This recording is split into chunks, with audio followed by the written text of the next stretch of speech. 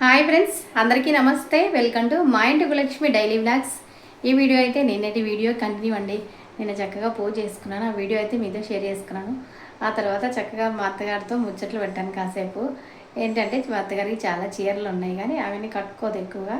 ఏంటంటే పెద్దవాళ్ళు దాచిపెడుతూ ఉంటారు. అట్లా దాచిపెట్టద్దు, కట్టుకో అని చెప్తున్నాను అనమాట. ఇంకా అది కొద్దిసేపు ముచ్చట్లాడి తర్వాత ఈవినింగ్ పనులు ఉంటాయి కదా, ఆ పనులన్నీ ఇంకా సింపుల్గా మళ్ళీ సాయంత్రం అమ్మవారికి కుంకుమార్చన చేసుకున్నాను. ఇంకా ఆ తర్వాత ఇంకా యాజ్ యూజువల్ మనకి ఆడవాళ్ళకి ఇంట్లో పనులు ఉంటాయి కదా, పనులు ఇంకా ఎర్లీ మార్నింగ్ తొందరగా స్కూల్కి వెళ్ళాలి. అందుకే సాటర్డే రోజు మార్నింగ్ ఏం బ్లాగ్ అయితే తీయలేదు. ఇంకా అంతా నిన్నటి లాగే ఉంటుందండి. ఇంకా ఇక్కడ నుంచి బ్లాగ్ కంటిన్యూ అవుతుంది, చూసేయండి.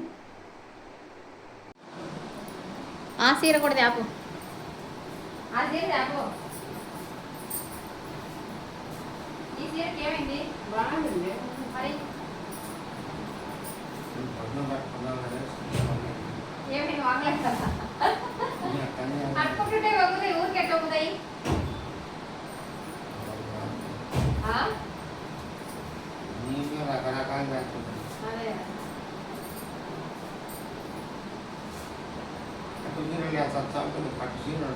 అదే అదే పట్టు చీరలా ఉంటుందా? పట్టు చీరలా ఉంటే మంచి మంచి చీరలు ఉంటే పట్టు చీరలా ఉంటే పట్టు చీర కట్టుకోవు. నీకేమి కట్టుకుంటే బ్రహ్మాండంగా ఉంటుంది. అదే ఈ కలర్ ఎంత బాగుంటుంది నీకు, కట్టుకొని. ఇంకేమైంది? వేసుకున్నట్టుందా? అంటే ఫస్ట్ సారి అట్టే ఉంటుంది, వేసుకున్నట్టే ఉంటుంది. కొంచెం ఒకసారి కట్టుకున్నాక 2-3 రుచులు పడ్డా నీకు బాగుంటుంది.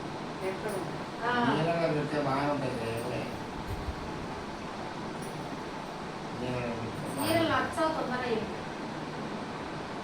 కూడా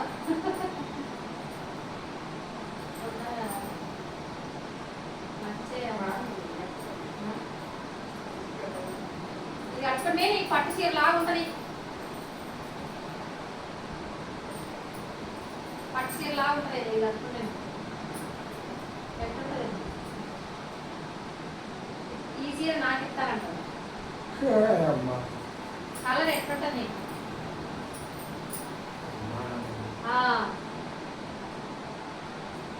పెద్ద అంచే పెద్ద అంచే కాదు,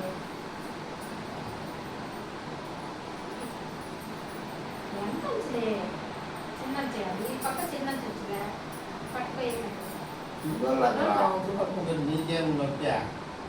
అంటే పొడుగుందండి అంచు, అంచు పొడుగుందండి. పెద్ద పొడువే కాదు, నీకు బ్రహ్మాండం ఉంటుంది. కలర్ కట్టుకుంటే ఎట్లుంటావు? పచ్చిచీర కట్టుకుంటావు ఫంక్షన్లలో.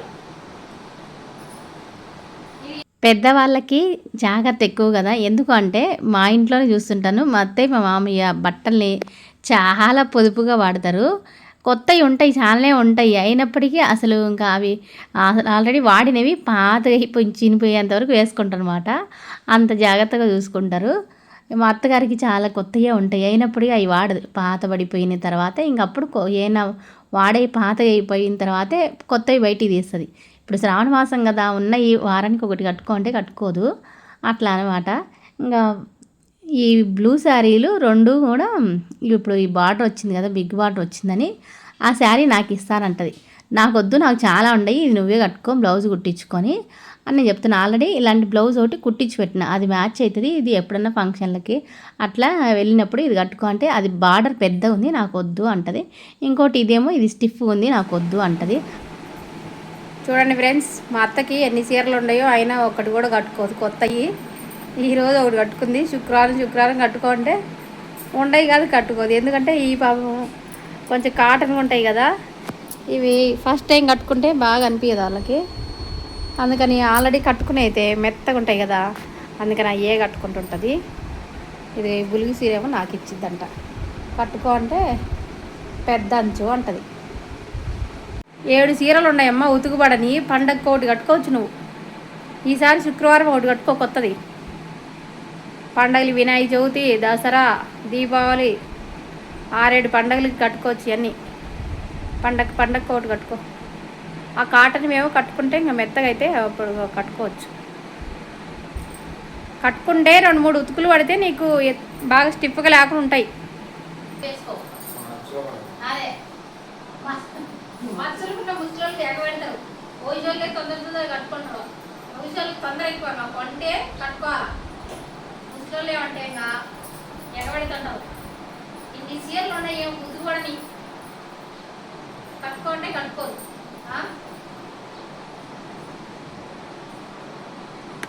ఎన్ని సీరియల్ ఉన్నాయి ఇది కట్టుకోవడం బాగుండకపోయింది ఈరోజు. అదే బాగానే లేదు ఈ కాటన్ చీరలు కట్టుకోయి 4 ఉప్పులు పడ్డాయి మెత్తాయి ఉప్పులకు బాగానే ఉంటాయి లేదు.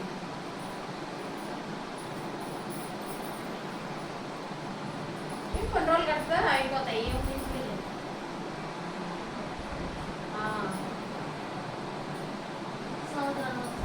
చీరలు పెట్టుకున్నావు. నా చీరలు లేవు. చీరలు లేవడిందా కాదు చీరలు లేని లెక్క చెప్పుకుంటుంది. అది పాతది అంటే అన్ని తిరగొద్దు. అన్ని సిరిగిపోతే ఊర్లో బీరోలు పెట్టించినవా ఆడదా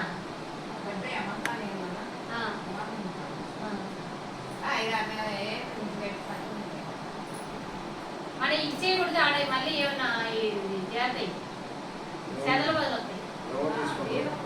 బీరువాలు ఉంటే ఎవరు తీసుకోవాలి. ఎవరికైనా ఇచ్చేస్తే ఇంకా మనం కట్టుకోనప్పుడు ఎవరికైనా ఇచ్చారు.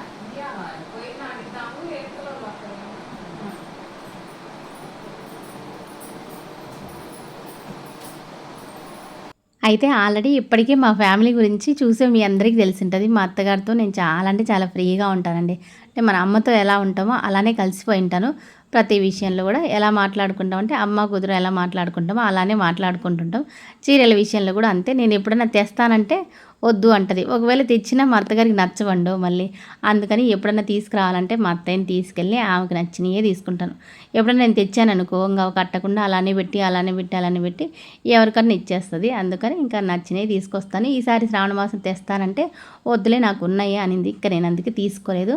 ఇంకా మా అత్తగారితో మాట్లాడి అంటే మధ్యాహ్నం అయింది. రేపు పూజ అయిపోరకు నిన్న ఇంకా తర్వాత తినేసి మేము తినే వరకు 3 అయింది. ఉదయం నుంచి పూజ పని ఇంకా అవి అన్నీ సరిపోయినాయి. మధ్యాహ్నం 3 గంటలకు తిన్నాం నేను మా అత్తగారు ఇద్దరం. ఆ తర్వాత కొద్దిసేపు కూర్చొని మాట్లాడుకొని ఇంకా స్టవ్ అంట్లు ఇవన్నీ ఉన్నాయి కదా అవన్నీ అయితే క్లీన్ చేసుకుంటున్నాం. ఇంకా వంటలు ఎక్కువగా చేసాం కదా. వంటలు ఎక్కువ చేసామనుకో అంట్లు కూడా బోల్డ్ అన్ని పడతాయి. ఇంకా బోల్డ్ అన్ని అంట్లని ఇంకా కడగలేక అన్ని టబ్బులో వేసి పెట్టాను. టబ్బులో నానితే డిష్ వాషర్లో వేయచ్చని. డిష్ వాషర్ మెయిన్గా ఇలాంటప్పుడు భలే ఉపయోగపడుతుంది. ఎందుకంటే మనం ఇంకా అవన్నీ కడగాలంటే ఇంకా ఓపిక ఉండదు. ఉదయం నుంచి పనులు చేసి పూజ చేసి ఇంకా లేటుకు తింటాం. ఆ లేటుకు తిన్న రోజు కొంచెం ఎట్లయినా అది ఏమంటారు నీరసంగా ఉంటుంది. అది మాత్రం నిజంగా నేను గమనించిన విషయం. ఆ రోజు ఏమో కానీ మరుసటి భలే నీరసంగా ఉంటుంది. ఈ రోజు అనమాట నిన్న పూజ చేసి లేటుగా తిన్నామా అందుకని ఈరోజు అయితే అసలు నిద్ర వస్తూ ఉంది. స్కూల్లో ఉంటే నాకు నిద్ర వస్తుంది, ఆవలింపులు వస్తున్నాయి. అసలు ఇంకా కాళ్ళు కూడా అంటే లైట్గా కాళ్ళు పీకుతున్నాయి అన్నట్టుగా అలా ఉందన్నమాట. అంటే నిన్న అంతా పని చేసాం కదా అటు ఇటుగా అట్లా. ఇంకా అందుకని అలాంటప్పుడు మెయిన్గా డిష్ వాషర్ ఉపయోగపడదని చెప్తున్నాను అనమాట. అన్నీ కూడా నానబెట్టాను. మొన్న ఒక సిస్టర్ ఎవరో కామెంట్ చేశారు, అక్క మీరు ఎందుకు టబ్బులో నీళ్ళలో వేసి పెట్టారు అంట్లని. ఎందుకు అంటే డిష్ వాషర్లో వేయాలంటే మనం బాగా నానబెట్టేసి అన్నం మెతుకులు అవి లేకుండా కొంచెం టాప్ కింద పెట్టి కడిగి దాంట్లో వేసేస్తే నీట్గా వచ్చేస్తాయి అనమాట. అందుకని ఇంకొకరు అడిగారు అది ఏ కంపెనీ అని. అది అయితే మాది ఎల్జీ అండి. ఇంకొకరు ఏమో అడిగారంటే అంట్లు వేసినప్పుడు అంటే అంట్లు క్లీన్ అవుతుంటాయి కదా సౌండ్ వస్తుంది అని. మనకి వాషింగ్ మిషన్ సౌండ్ వచ్చినట్టు డిష్ వాషర్లో సౌండ్ రాదండి. అలాగే షేక్ కూడా ఇవ్వదు. మనం వాషింగ్ మిషన్లో బట్టలు డ్రై అయ్యేటప్పుడు వాషింగ్ మిషన్ షేక్ ఇస్తుంది కదా, అట్లా డిష్ వాషర్ షేక్ ఇవ్వదు అసలు. జస్ట్ దగ్గరికి వెళ్తేనే కొంచెం వాటర్ సౌండ్ అయితే వస్తుంది కానీ ఇంకా లేకుంటే మనం ఆన్ చేసినట్టు తెలియదు అనమాట. అలా ఉంటుంది. పర్వాలేదు బాగానే యూజ్ అవుతుంది ఉపయోగించుకునే వాళ్ళకి. ఎక్కువ పెద్ద ఫ్యామిలీ ఉన్న వాళ్ళకి, పనులు ఎక్కువగా ఉంటాయి అనుకున్న వాళ్ళకి యూజ్ అయితే. ఇంకా మేము బాగా అలసిపోయాము అత్త కోడలు ఇద్దరం కూడా. ఇంకా నేను అంట్లన్నీ తీసుకొని కడిగి దాంట్లో వేస్తున్నాను. నిన్న మార్నింగ్ వంట చేసేటప్పుడు ఒక శారీ కట్టుకున్నాను, మళ్ళీ పూజ చేసేటప్పుడు ఇది కట్టుకున్నాను. అయితే ఈ లావెండర్ కలర్ శారీ నాకేమో అంతగా సెట్ అయినట్టు అనిపించలేదు. ఎందుకంటే నేను ఎప్పుడూ కూడా కొంచెం బ్రైట్ కలర్లో ఎక్కువగా తీసుకుంటాను. అందుకని ఇట్లా లైట్ కలర్ నాకు అంతగా సెట్ అయినట్టు అనిపించలేదు నాకు ఎందుకో వీడియోలో చూసుకుంటే. మామూలుగా అయితే ఏమో అనిపించలేదు కానీ వీడియోలో చూస్తే తెలుస్తుంది నాకు కూడా. అయితే పర్వాలేదు బాగానే ఉంది కానీ మరీ వాటిలాగా అనిపించలేదు. అంటే మనం ఎప్పుడు కూడా ఎలాంటివి చూజ్ చేసుకుంటాం అలాంటివే చూజ్ చేసుకోవాలి. నేను ఎప్పుడు కూడా నిండుగా మంచిగా రెడ్ కలరు, మంచిగా గ్రీన్ కలరు, మంచిగా ఎల్లో కలరు, నిండు కలర్లు ఉంటాయి కదా అలాంటివే ఎంచుకుంటాను. అవి నాకు బాగా సూట్ అవుతాయి. లైట్ కలర్లు చాలా తక్కువగా తీసుకోవటము. ఇంకా అయినప్పటికీ ఇదొకటి ఇంకా ఉంటుంది. అదే ఇంకా మళ్ళీ ఈవినింగ్ కూడా మళ్ళీ పూజ చేసుకోవాలి కదా, అందుకని ఇంకా డిష్ వాషర్ లాంటివి వేసేసి కిచెన్ క్లీన్ చేసేసి మళ్ళీ ఫ్రెష్ అప్ అయి వచ్చేసాను. ఇంక ఈవినింగ్ కోటా శారీస్ అయితే కట్టుకున్నాను. ఈ కోటా శారీస్తో పెద్ద ప్రాబ్లం ఏంటంటే లైట్ కలర్గా అంటే లైట్గా ఉంటాయా, చాలా పల్చగా ఉంటాయి. శారీ పెట్టుకోటు ఎంత మనకి కలిసిపోయేది తీసుకున్నా కానీ లైట్గా కనిపిస్తూనే ఉంటుంది. అందుకని నాకు ఇలాంటివి కట్టుకోవాలంటే కొంచెం బయటికి వెళ్ళినప్పుడు ఇబ్బందిగా అనిపిస్తుంది. అందుకే అవి ఎక్కువగా ఇంట్లోనే కట్టుకుంటుంటాను. ఇంకా ఈవినింగు అమ్మవారికి కుంకుమార్చన చేసుకున్నాను. కుంకుమార్చన చేసేటప్పుడు బాడీలో ఒక చక్కటి వైబ్రేషన్ అయితే భలే వచ్చిందండి. అది ఎప్పుడు వస్తుందంటే నిజమని నమ్మండి నమ్మకపోండి కానీ ఎప్పుడు నేను అమ్మవారికి ఏదైనా అష్టోత్తరనామాలు చదువుకుంటూ కుంకుమార్చన కానీ పుష్పార్చన కానీ చేసుకునే టైంలో 108 నామాలు అయిపోయే టైంలో ఒకసారి ఒక 5 సెకండ్ల అలా బాడీలో ఒక వైబ్రేషన్ వస్తుంది చూడు, అది భలే అనిపిస్తుంది. అంటే అమ్మవారి మనకి ఆశీర్వదించింది అన్నట్టుగా అంత సంతోషం అనిపిస్తుంది నాకు.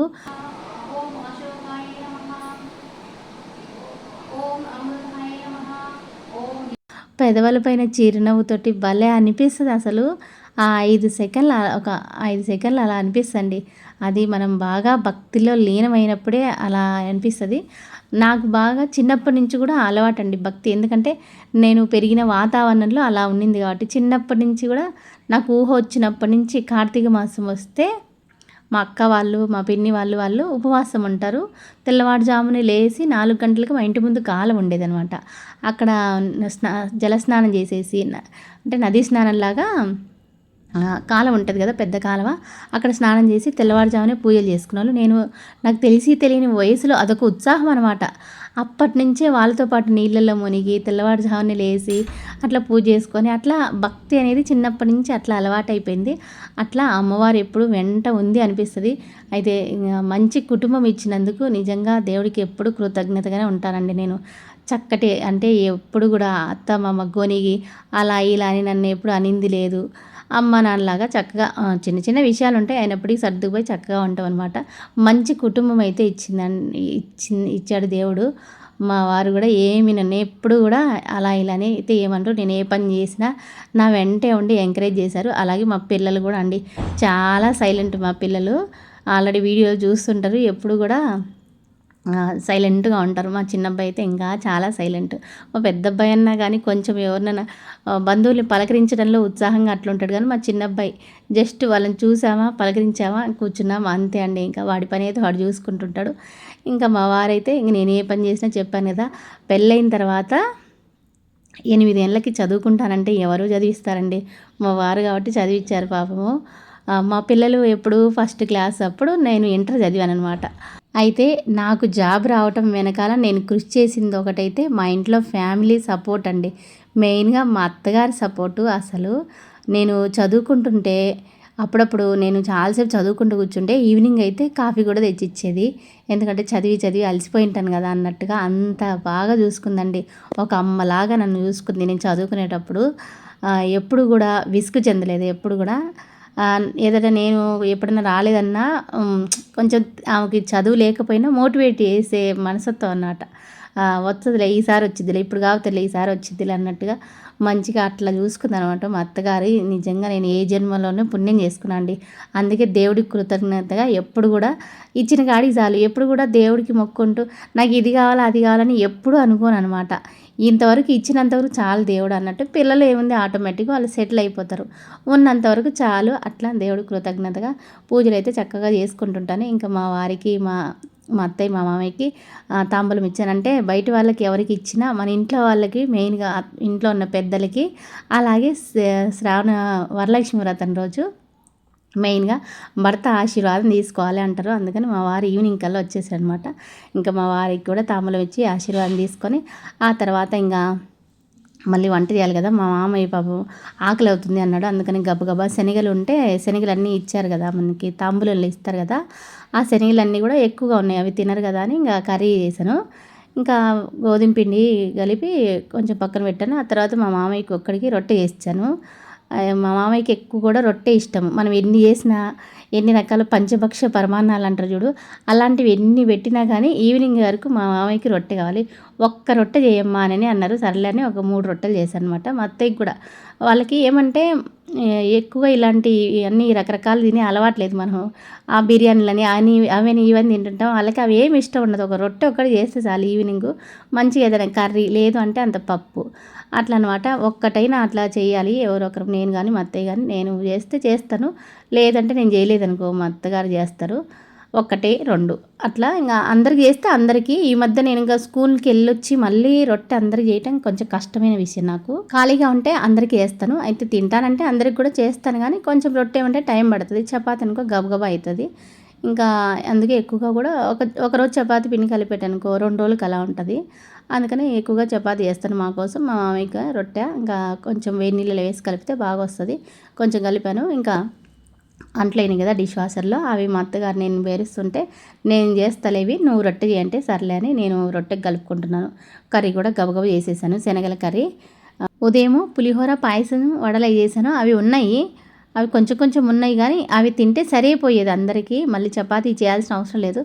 కానీ మా చిన్నబ్బాయి ఏమో రోజు, మా చిన్నబ్బాయి అస్సలు చపాతీ లేదనుకో అన్నం తిండు. మా మామయ్య కూడా అంతే. అన్నం అనుకో పులిహోర, అదే చింతపండు పులిహోర చేశాను కదా, అది ఉదయం పెట్టాము, మధ్యాహ్నం కూడా పెట్టాము. ఇంకా రాత్రికి అంటే నాకు వద్దమ్మా అన్నాడు. ఇంకా తప్పదు కదా అన్నట్టుగా ఇంకా అందరికీ గబగబా చేసేసాను. అయితే చపాతీ రొట్టె తొందరగానే చేసేస్తానులే. అయితే రొట్టెలు అందరికీ అంటే కొంచెం టైం తీసుకుంటుంది, కానీ 1, 2 అంటే తొందరగానే అయిపోతుంది. ఓ పక్క కర్రీకి పెట్టేశాను, అది తాలింపు వేసాను కదా, అది ఉడుకుతూ ఉంది. ఇంకా దాంట్లో కొంచెం కొద్దిగా వేసాను, ఏంటంటే మసాలా, కొద్దిగా ధనియాల పొడి, కొంచెం చోలే మసాలా కర్రీ లాగానే, కానీ అయితే ఎక్కువగా మసాలా వేయలేదు. కొంచెం శనగల కూరలాగా అలా చేశాను అనమాట. ఇంకా రొట్టె అయితే చేతులకి గాజులు ఉన్నాయి కదా, బాగా తట్టడానికి రావట్లేదు. అయినప్పటికీ కొంచెం అట్లా చేశాను, బాగానే పొంగింది. ఇదిగో కర్రీ అయితే ఇందులో ఎన్ని రకాల శనగలు, అందరి ఇళ్ళల్లో శనగలు అనమాట. టేస్ట్ బాగుంది, అన్ని రకాల శనగలు కలిసిందనా. ఇంకా కర్రీ అయిపోయిన తర్వాత వెంటనే వేడి రొట్టె మా మామయ్యకి పెట్టేశాము. ఆ తర్వాత మాకు కూడా అందరికీ చపాతి ఇంకా వేడిగా చేసుకొని తిని, ఆ తర్వాత ఇంకా అన్నీ మళ్ళీ సర్దుకునే ఉంటాయి కదా. మళ్ళీ ఉదయాన్నే తొందరగా లేచి స్కూల్కి వెళ్ళాలి హడావుడిగా. ఎందుకంటే 3 రోజుల నుంచి వెళ్ళలేదు కదా. 3 రోజుల నుంచి వెళ్ళలేదనుకో ఇంకా మళ్ళీ 4వ రోజు మొహం ఎక్కదు. అయినప్పటికీ తప్పదు.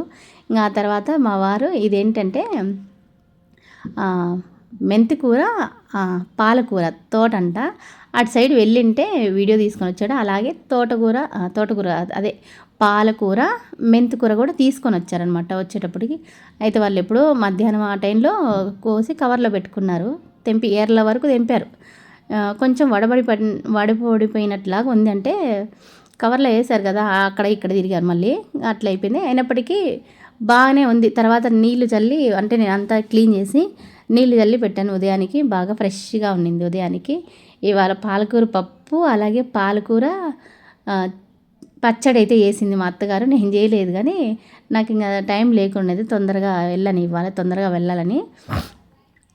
చాలా బాగుందండి పాలకూర పప్పు, అంతా బాగా టేస్ట్ ఉండేదని అయిపోయి కొంచెం ఉన్నింది. పాలకూర పచ్చడి అయితే ఉన్నింది. నేను ఇంకా ఈవినింగ్ వచ్చిన తర్వాత మళ్ళీ ఇప్పుడు చపాతీలోకి అదే తిన్నాను అనమాట. చాలా బాగుంది. ఇంకా మెంతికూర ఏం చేసిందంటే మా అత్తగారు ఎండబెట్టింది. ఇంక ఇవాళ వ్లాగ్ ఇంతే అండి. బాయ్, ఉంటాను.